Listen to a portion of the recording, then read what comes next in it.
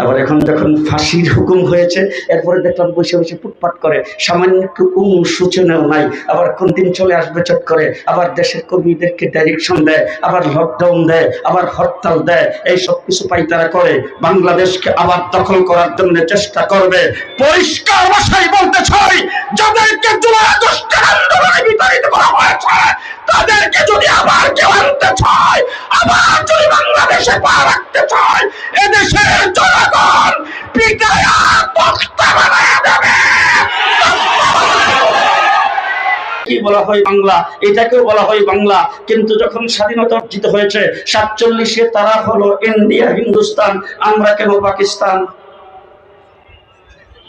ভাষা তো একই, জাতি তো একই, এরপর আমরা কেন পাকিস্তান হলাম, তারা কেন হিন্দুস্তান? বলেন বলেন। স্বাধীনতার ইতিহাস মুছে দেওয়া হচ্ছে। 47-এ আমরা পাকিস্তানের অংশ হয়েছিলাম মুসলিম অধ্যুষিত হওয়ার কারণে। কিসের কারণে? আমরা মুসলমান হিসাবে আমরা স্বাধীনতা অর্জন করেছিলাম, পূর্ব পাকিস্তান হয়েছিলাম মুসলমান হিসাবে। ঠিক না ঠিক? পশ্চিম পাকিস্তানিরা আমাদের সঙ্গে বৈষম্যমূলক আচরণ করেছে। শিক্ষার ক্ষেত্রে, চাকরির ক্ষেত্রে, চিকিৎসার ক্ষেত্রে, বিভিন্ন ক্ষেত্রে যখন বৈষম্যমূলক আচরণ করেছেন, তখন তাদের বিরুদ্ধে যুক্তফ্রন্ট গঠিত হয়েছে। সেখানে সর্বপ্রথম ব্যক্তিরা ছিলেন মৌলানা আতহার আলী রহমতুল্লাহ আলাইহি, 2 নম্বর ব্যক্তি ছিলেন মৌলানা ভাসানী, 3 নম্বর হুসেন শহীদ সোহরাওয়ার্দী, 4 নম্বর ছিলেন শেরেবাংলা একে ফজলুল হক, 5 নম্বরে সর্বকনিষ্ঠ শেখ মুজিবুর রহমান। জেলখানার ভিতরে বসে বসে ইতিহাস পড়তেছিলাম, সেখানে মৌলানা আতহার আলীর নামটাও নাই।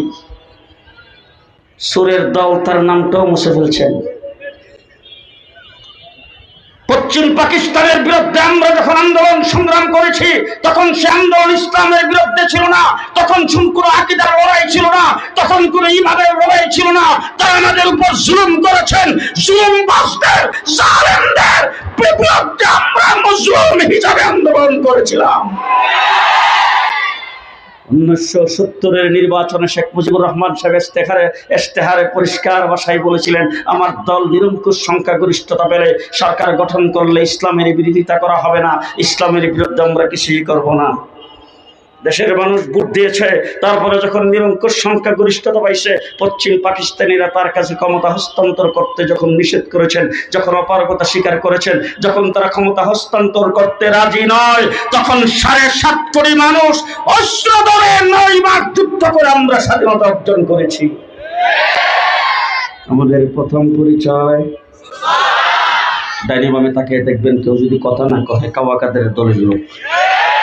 আমাদের প্রথম পরিচয়, আমরা মুসলমান। মুসলমান হিসাবেই বেঁচে থাকতে চাই, মুসলমান হিসাবেই বেঁচে থাকতে চাই।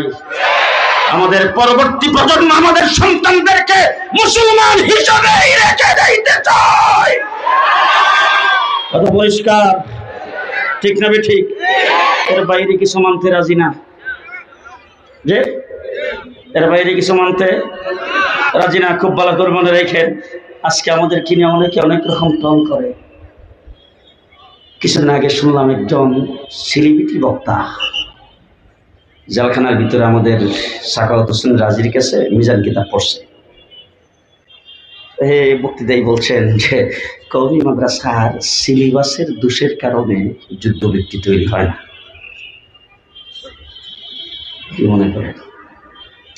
আমি তো নায়েদ আল হাবিব নালায়েক, আমি যদি এখন চ্যালেঞ্জ করে বলি, আমাদের হযরত মাওলানা মাহফুজুল হক সাহেবের মতো তোমাদের 14 গোষ্ঠী মিলে একজন বাইর করে দেখি বেটা, কথা আসতে কম।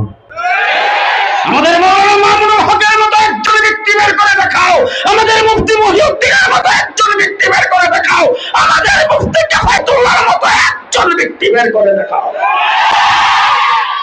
সারা বাংলাদেশ তোমাদের সংগঠন পুরাটা তালাশ করবে, বাড়ি সাবান দিলেও পাইবা না। ঠিক না ঠিক? আরেকজনই বলছেন, গত 15 বছর আমরা যারা মসজিদের ইমাম ছিলাম, আমরা সব আওয়ামী লীগ হয়ে গেছি। তখন আমাদেরকে গাড়ি ধরে ধরে সেখান থেকে বের করে দেওয়া দরকার। আমরা কি বন্যার পানিতে ভেসে আসছি? মোমরবাজি বাঁধেন না, শ্বশুর বাড়ি ঘর জামাই? জি, তুমি কোন সাহসে এই কথা বলো? তোমাদের গোড়া কোথায়? তোমরা কোথায় থেকে আসছো? আর আমাদের গোড়া কোথায়? আমাদের গোড়া আরশে আজিমের সাথে।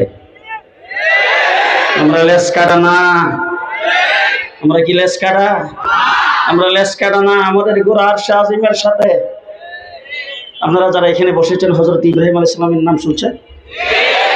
আচ্ছা বলেন তো, ইব্রাহিম আলাইহিস সালামের কি লাগে? মানে ঢাকার উত্তরার মুসলমানদের ইব্রাহিম আলাইহিস সালাম জাতির পিতা। কোথাকার? বর্তমান সারা বিশ্বের মুসলিম জাতির পিতা হযরত ইব্রাহিম আলাইহিস সালাম। মেয়াদ হইল আগামী 2031 পর্যন্ত। কত? 41? কতদিন? কতদিন? যে মুসলিম জাতির পিতা হযরত ইব্রাহিম আলাইহিস সালাম কিয়ামত পর্যন্ত সময়ের জন্য এই বিলটা তো সংসদে বোধ হয় জিয়াউর রহমান পাস করছিল। এটা শেখ মুজিব, এরশাদ চাচা, এটা মিল্লাত আবিকুম ইব্রাহিম হুয়া সাম্মাকুমুল মুসলিমিন। কে বলেছেন? কে বলেছেন? এবার আমি আপনাদের জিজ্ঞেস করতে চাই, হযরত ইব্রাহিম আলাইহিস সালাম মুসলিম জাতির পিতা, কিয়ামত পর্যন্ত আগত মুসলমানদের জন্য ইব্রাহিম আলাইহিস সালাম জাতির পিতা।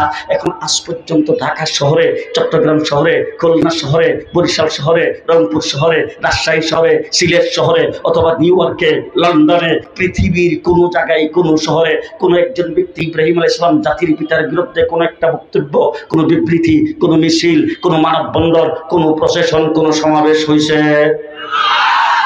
কথা পরিষ্কার বলবেন, হয়েছে কোনোদিন? আজ পর্যন্ত কোথাও কে বিবৃতি দিছে? একটা বক্তৃতা কেউ করছেন? তারা প্রমাণিত হয় জাতির পিতা সংসদে বিল পাশ করে হয় না, জাতির পিতা মানুষের উপরে চাপাই দিলে হয় না। জাতির পিতা একজনের বিল পাশ করে তার পিতাকে জাতির পিতা বানাইবার জন্য একবারে প্রশাসন সবটাকে ব্যবহার করে, মানুষের উপর চড়াও হয়ে জাতির পিতা হয় না। যদি চড়াও করে কার উপরে চাপাই দেওয়া হয়, সেই জাতির পিতা কিছুদিন পরে তার পিতা হয়ে যায়। আমরা কিন্তু স্লোগান দেই না, দেখছি রাস্তাঘাটে যুবকেরা স্লোগান দেয়, শেখ মুজিব গোড়ার টেম, জাতির পিতা ইব্রাহিম। ঠিক না ঠিক? জাতির পিতার নাম দিয়ে তার মূর্তি লাগাই ফেলবে যাত্রাবাড়ির মোড়ে। আমরা বাইতুল মুকাররমের সামনে সমাবেশ করে খুব সুন্দর মাধুর্য ভাষায় বলেছিলাম, মাননীয় প্রধানমন্ত্রী, আপনার বাবা আপনার কাছে সম্মানিত, আপনার বাবা আমাদের কাছে সম্মানিত। তার কারণ হলো আপনার হলো বাবা আর আমাদের হলো তিনি। বাংলাদেশের নেতৃত্ব দিয়েছেন, তার নেতৃত্বে 71 মুক্তিযুদ্ধ হয়েছে। 7ই মার্চের বাসরে মানুষ মুক্তিযুদ্ধ করার জন্য উদ্বুদ্ধ হয়েছে। সুতরাং আপনার বাবাকে আমরা ইজ্জত আর সম্মান করতে চাই। আপনার বাবার মূর্তিটা যদি যাত্রাবাড়িতে লাগান, এটার মাথার মধ্যে বৈশাখ কাকে পাকিয়ে পায়খানা করবে, নাক ভাইয়া ভাইয়া ঝরবে, দেখতে খারাপ লাগবে। এদিকে খারাপ করছিলাম? হ্যাঁ, বাসা খারাপ করছিলাম? গালি দিছিলাম? যে এত সুন্দর মাধুর্য ভাষায় কথা বলছি, তারপর তার বাবার বিরুদ্ধে হয়ে গেল। আমাদের হাতে পায়ে ঠান্ডা বিড়ি লাগাইয়া রিমান্ডে নির্যাতন করলা, তারপরে জেলখানার ভিতরে ফাঁসির সেলের মধ্যে আমাদেরকে রাখলা, সেখানে রেখে আমাদেরকে নির্যাতন করেছ।